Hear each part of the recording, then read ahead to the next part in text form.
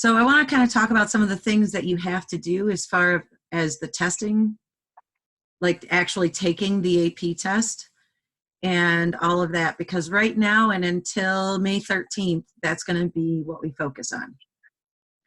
Okay, which actually today's May 1st, so we are not that far away, you know what I mean, from that. If you haven't gotten through videos, and I know most of you have done at least some of them, one cool thing actually was today there was no homework on the video. I don't know if you guys caught that or not. I made some, I think it was still worthwhile to watch, you know what I mean, because they did some really interesting stuff of going over things and like why people got the grades that they got on the test and what they needed to do in order to fix their essays and stuff like that. So that's something that I think is probably worthwhile to look at. But I made notes and stuff, and that's up. I had asked this week that you do 4, so that means the Monday through Thursday.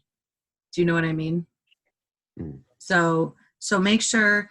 And Curtis, I think where you've gotten confused on yours a little bit is I don't think you did Mondays. I didn't realize that I had to do Mondays, so I looked at the schedule, and it didn't say AP video. Yeah, and it was because you had your essay, but I sent that letter out afterwards. I don't know if you read the letter. And no, I haven't had time. Yeah, if you read through that letter, it's because everything for the rest of the week was based on Monday's video. Oh, so I realized that later on. I watched it yesterday, though. Okay, because I was going to say, if you missed Monday's video, it's really hard to do any of the rest of the week. So I was going to give you 1 day break from it, but AP decided to give you 1 day break from it. So that kind of works out that you don't have to really do today's video. We'll talk a little bit about some of those things. But anyhow, I wanted to kind of go over, I have a little agenda for us. So if I can find it, maybe I can find it, I don't know.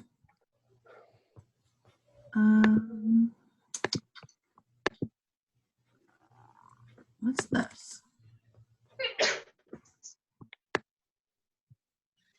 Oh, that's weird.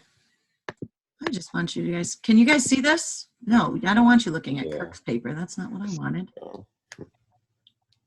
I just had gotten one. So the big things, I wanted to go over some of the stuff that you absolutely have to do. I just downloaded stuff. That was the video. That was today's video.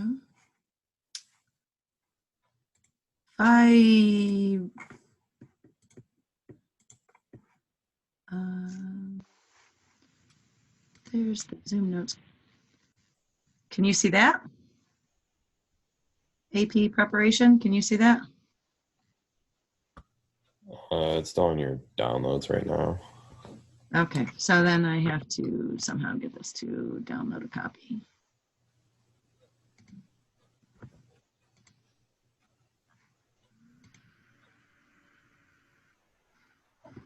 Now can you see it?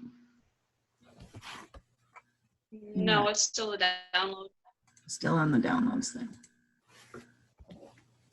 How about we refresh the downloads? There it is.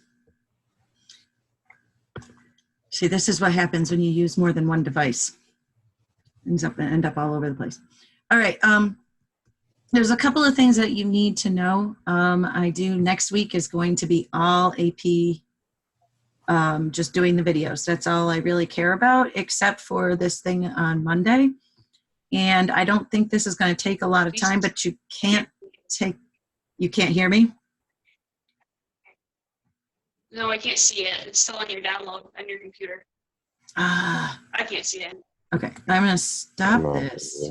We're going to try this again. Let's see.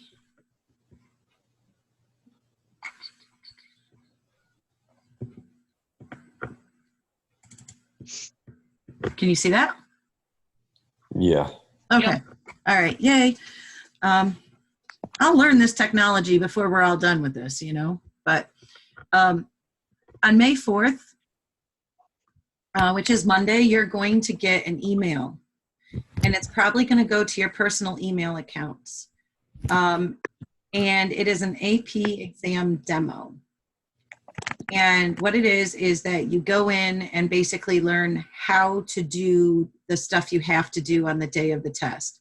So like when you do and so I want you to practice it with how you're intending. And there's 3 basic ways you can do it. We'll talk about that in a minute. But you're going to practice basically the procedure. And the thing is, you will not be able to access the actual test if you don't do this. Okay, so this isn't one of those things that you say, whatever, I'm going to put it off. You're going to get an email with it on Monday, and you can't take the test if you don't do it. So please make sure that you do that. Some other things, Monday, the following Monday, May 11th, you will be getting an e-ticket again in your email. And I believe that they had you use your personal email because usually results and stuff come after graduation. So on Monday, May 11th, you will get a ticket. It is your ticket into the exam. Don't share it with people. Don't talk to other people about it. You're just going to get that, and you'll want to have all of that. The other thing is don't delete it after you're into the test or anything like that, or even afterwards, because if there's some sort of a problem, like any kind of a problem with your test, like it doesn't submit correctly, something happens in the time frame, whatever, you need that ticket to be able to get you into the makeup one in June. Does that make sense to everybody? Mm-hmm. Okay, so you have to keep that e-ticket. It is on Wednesday, May 13th. For where we are, it's at 2:00, and the whole world takes the test at the exact same time. You know, people take the AP Lit exam in other countries, and Europe it's taken a lot. It's taken some in China. Everybody's physically taking it at exactly the same time. So like there's a thing that went out with all sorts of different time, you know what I mean? Like the different time zones and everything of what time they have to take it.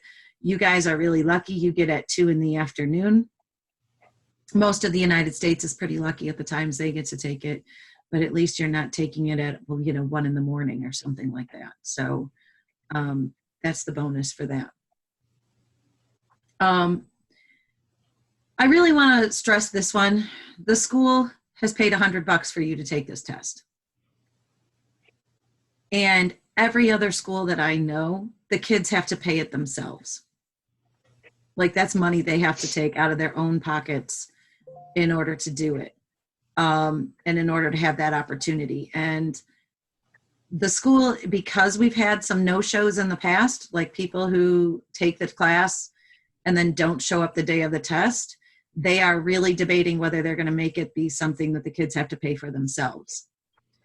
And I don't know if you know anything about what's going on with the budget right now, but, we have, obviously the economy has completely tanked since all of this has happened, and states are screaming for the federal government to give them money. The federal government is being fairly hesitant on giving money to just states, but that's who pays the schools.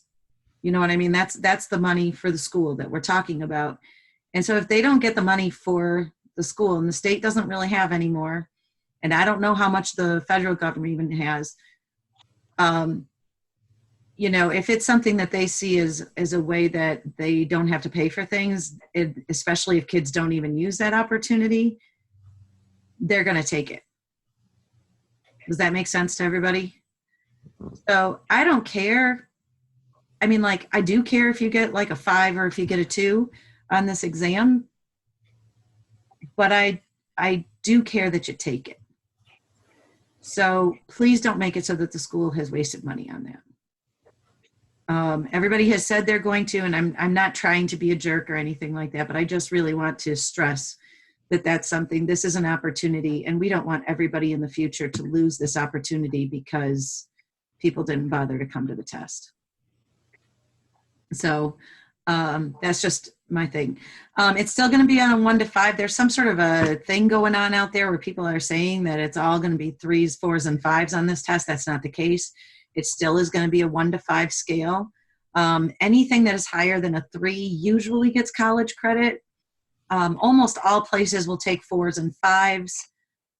Once in a while, like if you get a super,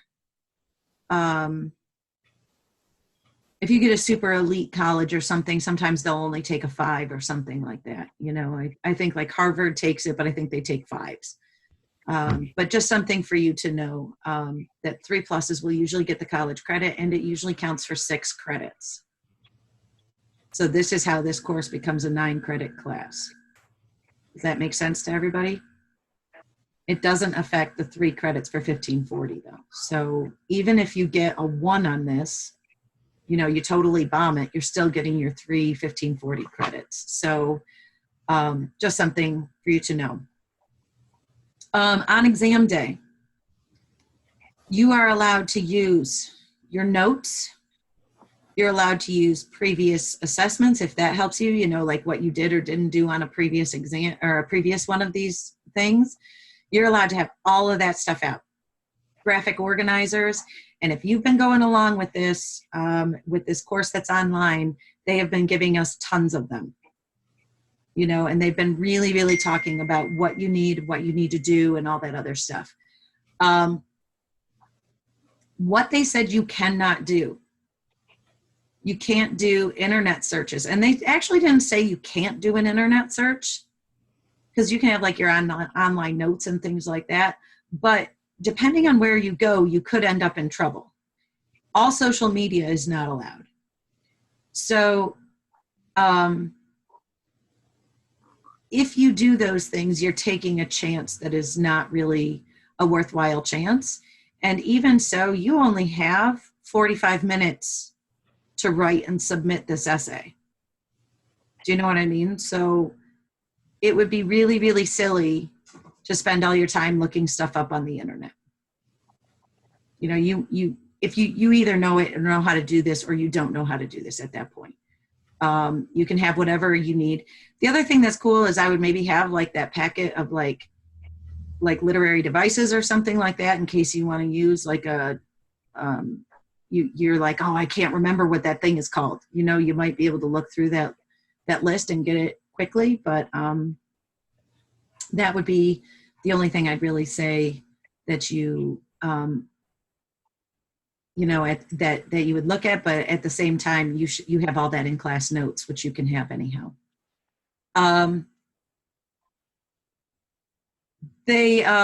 You have to create a good space wherever is going to be a good space in your house. And this upcoming week is going to be practices for this. You know, they're going to be doing some practices all week on the video lessons.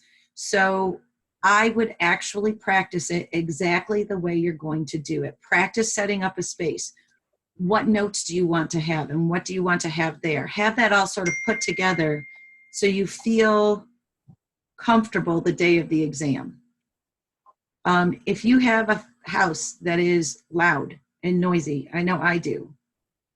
You know, it's really hard. I mean, we are pretty good at this time of the day of all of us saying we're all working right now, because all of us have schoolwork to do. But that's not always the case for everyone, and I know that. So I would really look into like either a set of like noise canceling headphones, or maybe having like earplugs, like some of those foamy earplugs or something like that, if you know that you can't be in a quiet space to do work. So that you can actually stay focused. But this week is the time to really figure out where the problems or different things like that are going to be for you. For the test itself, also, they said that they want people to check in 30 minutes before the test.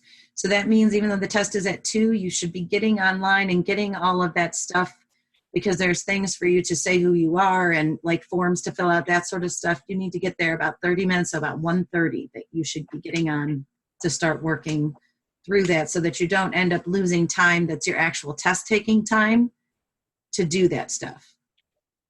So they recommended 1:30 that you get in. So that would be something that you should definitely do. So kind of carve that time out. One of the things that they recommended, and I think is a really good idea, is to have your stuff sort of side by side on the screen, especially if you're going to type or something like that, so that you can keep seeing the timer. You know what I mean? You need to keep track of time because you have the 45 minutes and it's really 40 minutes because there's time for uploading your stuff and making sure it's all right. You have that time for that essay and that's all the time you've got. So I would make sure that you have that ready. They did ask that right around the 5-minute mark is when you should start working on getting things uploaded, because you're either going to be copying, pasting your information into something and then starting to do the upload, or it's going to be that you're going to have to upload a document from your computer. They accept Word, they accept Google Docs, they accept a bunch of different things. So whatever it is there, or you're going to be taking pictures and then uploading them into it if you do it by hand. It does not matter which of those choices you decide on, but they recommend that to give yourself the last 5 minutes just to get all of that stuff done. You do have to have all of the stuff uploaded and hit the word submit at the end in order for it to happen. And then however long it's going to take, you just have to leave that computer to be on its own, or your phone, or whatever you decide to use, because you can use the phone if you want to. That might be easier if you decide to do it by hand. But make sure you hit that submit button. I was going to do a breakout session, but there's only 4 of us right now. So, because we never got Haley either. So I guess one of the things I want to do is just kind of ask you guys, what are some of the tips and some of the things that you guys have learned that might help us succeed better on this exam? And it can be stuff like, what are your tricks that you use or things that you have to remember in order to do really well on this particular essay? And it can be stuff from the videos, it can be stuff from class, it can be whatever you want. But what are some ideas that you guys had? I think the most helpful thing for me was the video where I did the thesis statement, and they said you have to make a line of reasoning.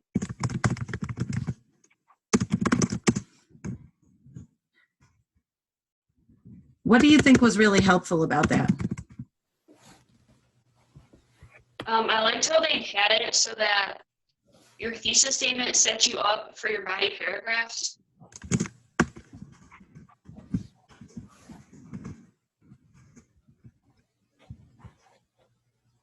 Okay.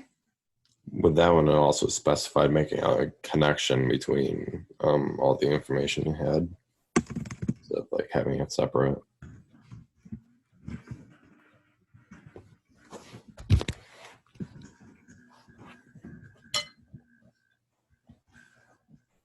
I'll say, just if I were taking this, one of the things I've really enjoyed that they've done, and I know we kind of did it, especially when we were talking about in the beginning, when we were talking about like Call of Cthulhu and stuff like that, but I liked how they talked about the shifts in the texts.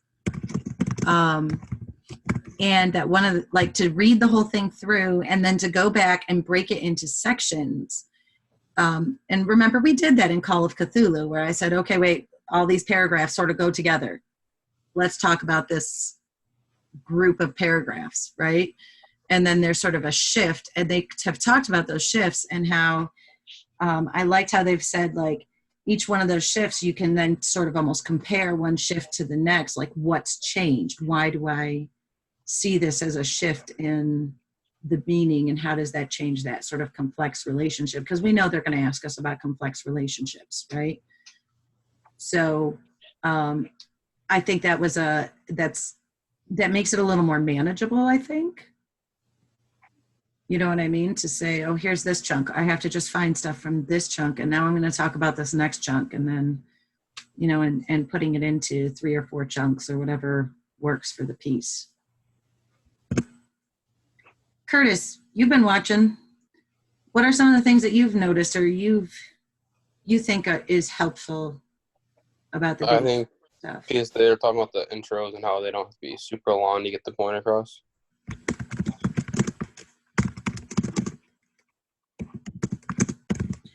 Yeah, and one of the things too on that note is the fact that you are accepting that your reader of this isn't an essay the way a 1540 essay is, right? In a 1540 essay, we have lots of time, we have all of that sort of stuff that we can do. But here we are assuming that the reader knows the passage. Do you know what I mean? So where a lot of times we've had to, like when you guys wrote the last essay to me, right? When you wrote the last essay to me, you told me sometimes about a book that I maybe have never read, right? So you had to give me, you know, usually it was only like 3 or 4 sentences, but you had to give me a little bit of like something to make a context for it, if that makes sense. Because if I'd never read it, I don't, you know what I mean? I needed to have a basic idea of what your book was. But here you're assuming that they know that passage. And I think that that's a really helpful piece, that we don't have to explain. We don't have to say, this is who this guy is, or this is what happened in the story. We can just dig immediately into the analysis part. Any other thoughts or feelings on any of this? I like how they said to use like concise quotes, like less than 9 words.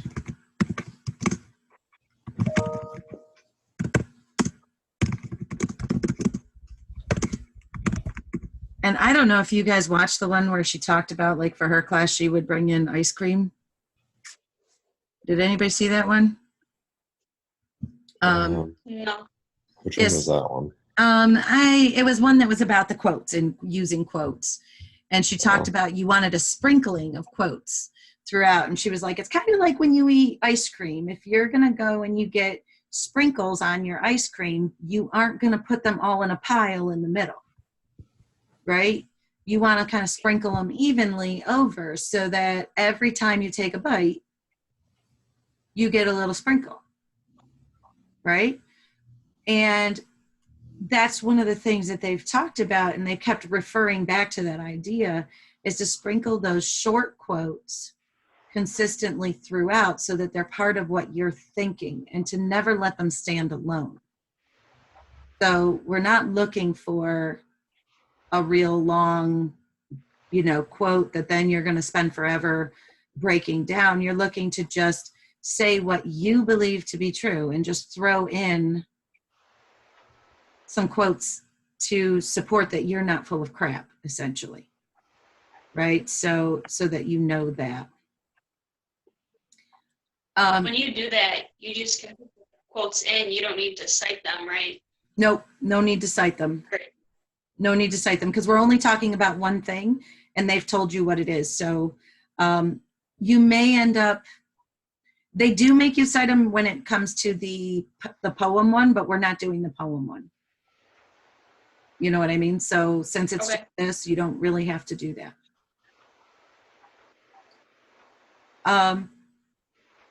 My advice too, I know we were really busy working on getting all the 1540 stuff out of the way, but going back and looking at a lot of the things that they've said, you know, I take no offense whatsoever in going back and saying, hey, these guys know what they're doing. It's these 2 teachers that they chose are 2 of the best AP teachers in the country. College Board chose them.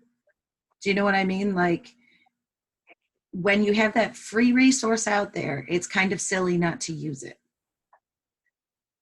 You know, they're giving you the tips. You have to be smart enough to be able to read something and figure stuff out. right? But that's what we've been doing for years. So I don't think it's anything too difficult to say that that's what it is. Did anybody watch the video today? I haven't yet. You haven't yet? Then I might also stop the sharing on that one and just kind of share some of the stuff that they said today with you, because today's was all about everything overall. And like I said, there's no homework for it. So I'm going to be just like making that not an assignment. I know it's up right now as being a extra credit assignment. I'm just going to kind of get rid of that because it's not an assignment because they didn't give one. But I do want to, if I can find it again.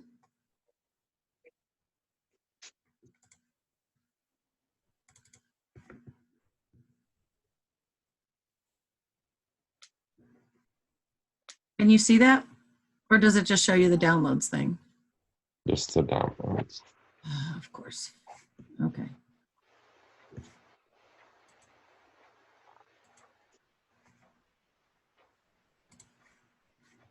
Okay, stop the share. Share. Okay, here it is. So today was just about putting it all together, and I thought that was it's useful to look at. They did say that there's not going to be a title or author on it. You know how usually it tells you a title or author? I guess they've decided that kind of gives too much of an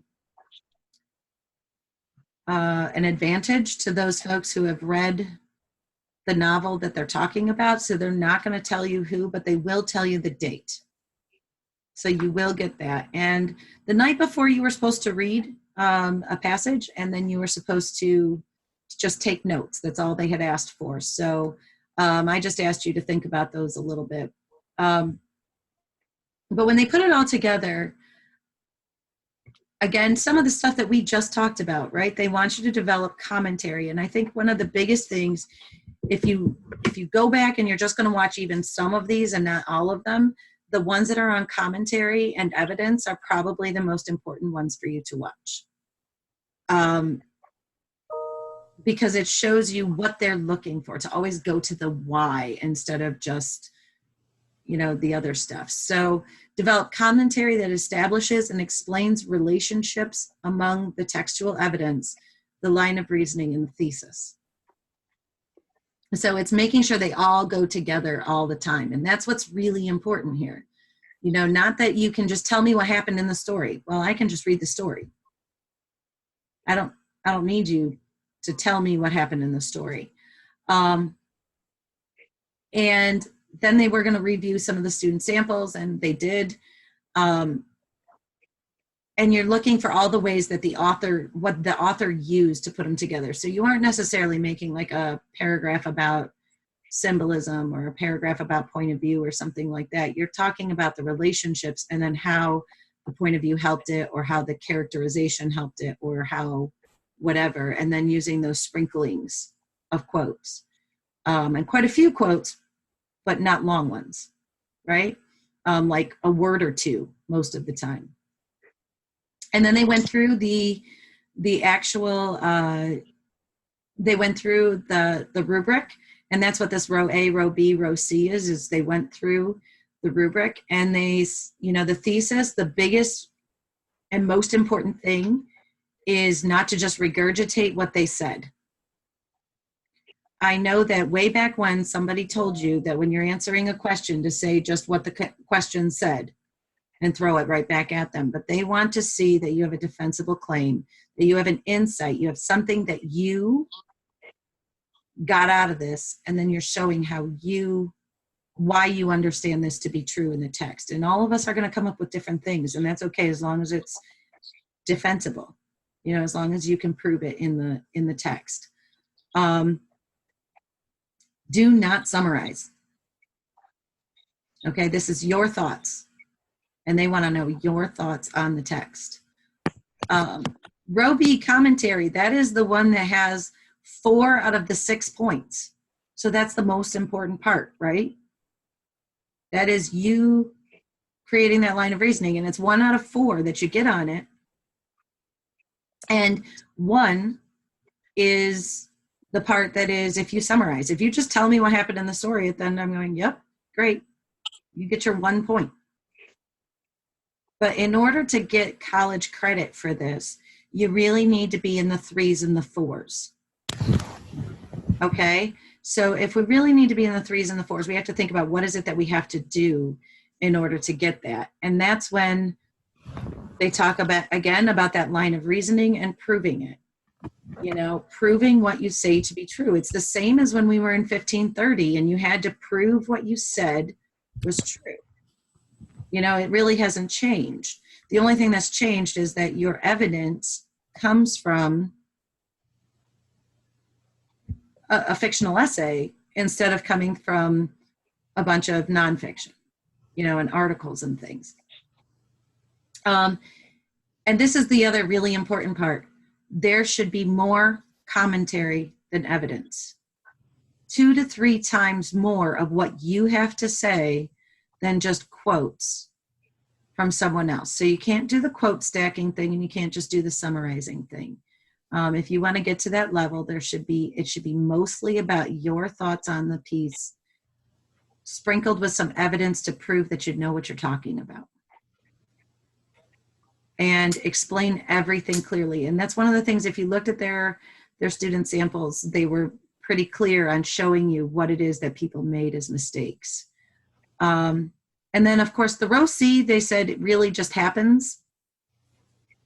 Row C is that sophistication piece. And if you use really vivid language and you do really well on A and B, a lot of times you will get it, but it has to be consistent throughout the entire piece. You have to get into the real complexities and the nuances of the piece. And doing that in 40 to 45 minutes is difficult.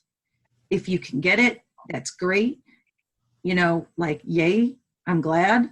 If you get all the other pieces, you're still looking at a 4 or a 5 on the exam. So this is not the most important part. If you can, this is probably what gives people a 5. If you make the connection to the world, they've made it clear there's a lot of people who think they're going to get the connection to the world thing by throwing a sentence in at the end. If you want to say like how this is important to the world overall, it has to be something that is developed throughout the entire essay. Okay, so I guess if it was test day for me and I'm running in there, I'd be like, okay, do I see this?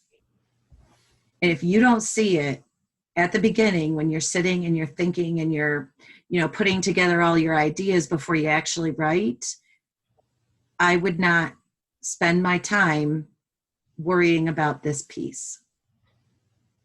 Okay? Because that has to be throughout the whole thing. You are much more likely, they said the most likely ones is for people who get the complexities and the nuances, who really dig into some of that language and dig into some of that other stuff. And that's where you see people getting that last one. And then they gave this list. They said, this is what you need. You need a clear defensible thesis. You need topic sentences that define the purpose of every paragraph. You know, so this is where you look at, here's in the first section of the essay or whatever, we see blah, blah, blah. And each one of these things connects back to the thesis, but without just repeating. You don't want to just repeat your thesis again. That's not going to do it. App-specific embedded quotations throughout the essay. Make sure your line of reasoning is established. The commentary makes up most of the body paragraphs, not quotes or summary. Okay, so this is your ideas. We're looking for you to put your thoughts on paper and support it, not the other way around. Not, here's a whole bunch of stuff and hey, there's my one idea. Grammar rules are followed. If you guys are feeling, they have this thing that they can do, it's called quill.com. Or .org, I think, quill.org. I have not actually signed up for that yet, but is that something that you guys would want me to do? It's all grammar and stuff like that. Yes, no. I think most of you are fairly decent at it. I'm not sure that we're going to change everybody's understanding of grammar in a week and a half. Do you know what I mean? But if you want me to put it up there so you can get a little practice, I'm more than happy to do that. So you can just send me a message or something if you want to. Remember that writing develops ideas. Repetition of your claim or repetition of commentary is not helpful. So just saying your thesis again and not saying, it doesn't mean you don't refer back to your thesis. It's just that when you refer back to your thesis, it should be referring back to how this idea that you just showed me moved that forward, moved my argument forward. So you are going back to it, but you're not going back to it and just saying, see, this is how it fits my thesis. So you do have to think about, and that's where we get into the idea of those shifts again, and thinking about the shifts and how that moved everything forward. Plot summary is not the goal. In fact, it shouldn't be in there pretty much at all. The reader knows the story. They're assuming that if you're in an AP literature course, you understand the story. You don't need to tell them, look, I can repeat this.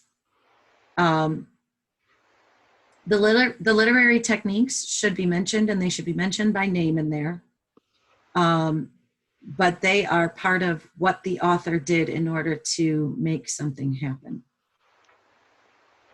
And then they showed no longer focus on a single skill, so you should talk about more than one, so it shouldn't be just symbolism you use throughout the whole thing or just imagery. It should be multiples that you use throughout it.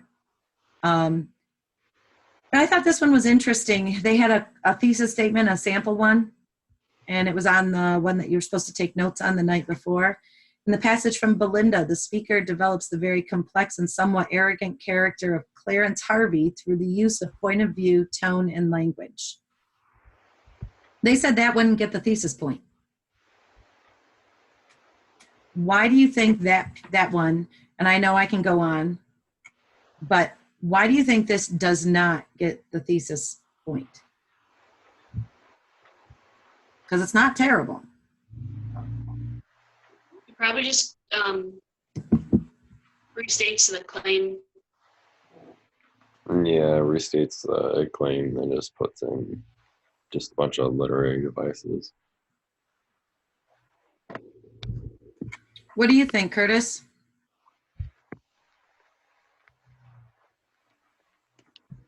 Probably the same thing. What about you, Haley?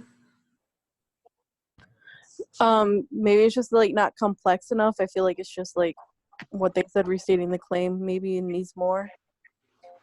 Yeah, so they gave us a whole bunch of things. I know we only got the first one that you can see right there, but yeah, they said that it doesn't contribute anything new. So you guys are right. So I guess what one of my questions is what would we have to do to this? Because it's close. It's really close to getting it. So how do we move this into something that they do get the point? What's wrong?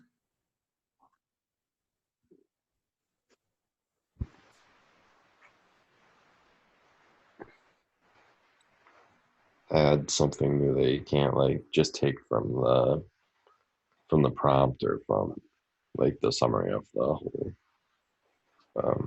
passage, like your own interpretation. Okay, yeah, what would be their interpretation, right? So here's one of the things they noticed right away. Develops the very complex and somewhat arrogant character. What's wrong with that?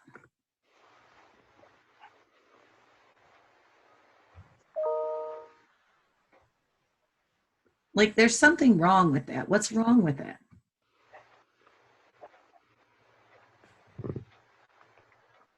Is it like how they say somewhat arrogant character, so they aren't really super defined about it? This part actually is what they had the least amount of problem with. But this idea of develops the very complex, but they don't say how. What's complex? What's complex about them? So this is where we talk about getting specific. right? So one of the things that they said, they had no line of reasoning. Like there's nothing to prove here. Do you know what I mean? Because you haven't told us what the complex character is, why are they somewhat arrogant, and why does that matter? They actually said, doing this whole thing at the end, the use of point of view, tone, and language, if you liked using that, go for it, but you don't have to. It doesn't give you points, it doesn't take points away.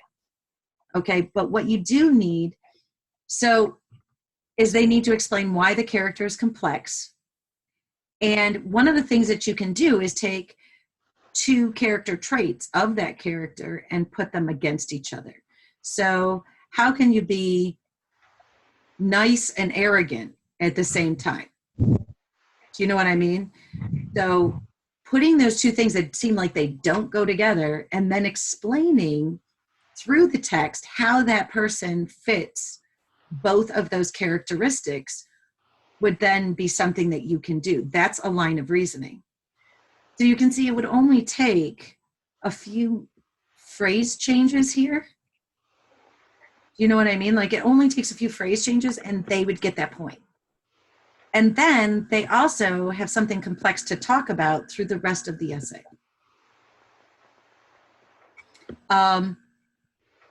Because what the big thing is here is you need something to argue and to explain at the end. If you don't have anything to argue, you don't have anything to explain, then you don't have anything to talk about. Does that make sense to everybody? Mm-hmm.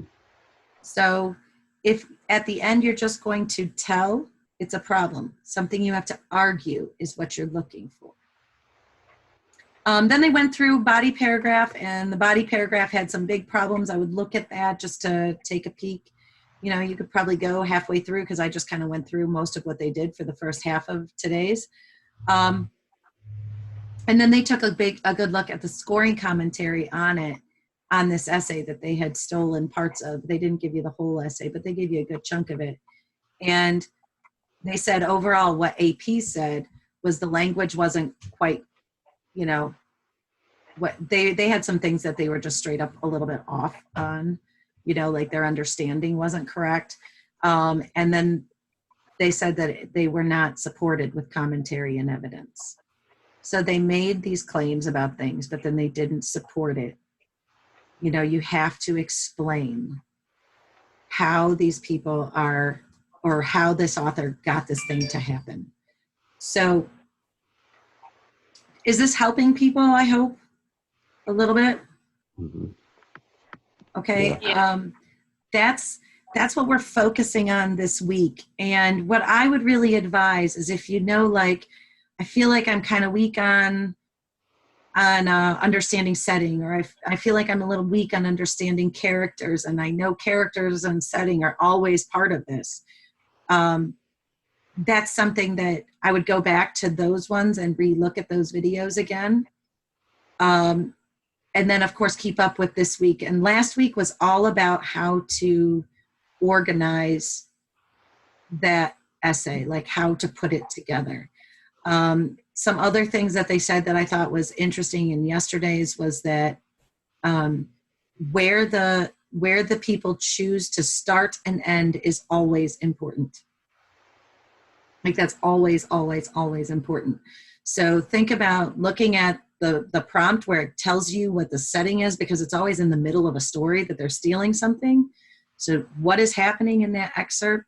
And then after you go through that excerpt, go down and say, well, why did they choose to start this here? Why did they choose to end it the way they did? And what was the stuff in the middle? And you're going to have at least 3 shifts and possibly 4 that happen throughout the piece that you should kind of try to identify. The other thing that I think is also the last thing that I guess I would give as my piece of advice is please don't just get the thing. The feeling is always to just start writing. Organize your thoughts and ideas first so you have something to write about.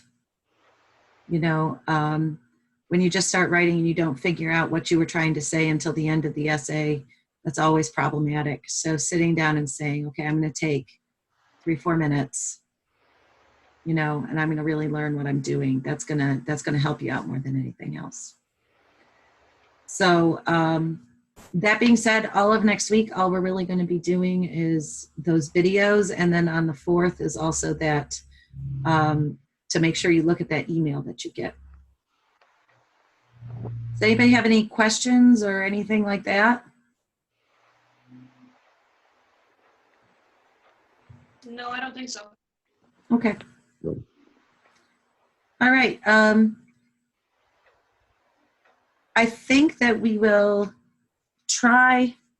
Well, next week we can still do Friday. Do you guys want to do any extras before the test, or do you feel like you just want to just do the videos and call it good? Yeah, maybe we could do one like the week Okay. of the test. Yeah, the week of the test, it's on a Wednesday. So I would really like the week of the test to do one like maybe that Monday. Would that be okay with everybody? It depends on the time, but some of us have an AP test then too. Oh, you do that for day too? government. Yeah, Okay. Oh, yeah, we can government. What time is the government one? I'm not sure. I Yes. think it's in the afternoon. I don't remember. Okay. I'll ask him. Right now. Yeah, we'll figure something out. Tell me, and we can do it anytime too. It doesn't have to be, do you know what I mean? Like, it doesn't have to be 1 o'clock in the afternoon either. So we could do something in the evening or something like that too, if that would be easier for people.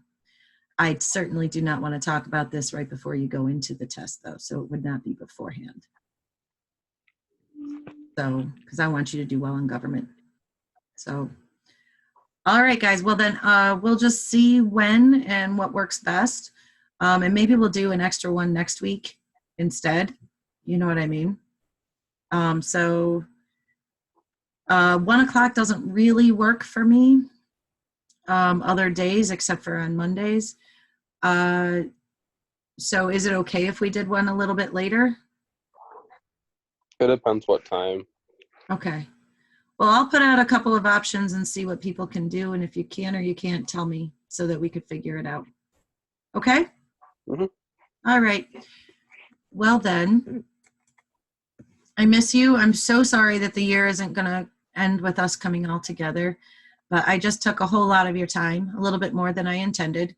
But if you have questions or comments or anything like that, if you feel stressed and you just want to like get together one-on-one, we can do a Zoom call one-on-one too. So, but anyhow, I will see you guys. Have a fantastic weekend. Relax, chill out, you know, and we will really have, it'll be way easier after we get done with this. Okay? Bye, guys. Okay. Yeah, Bye. see ya. Bye.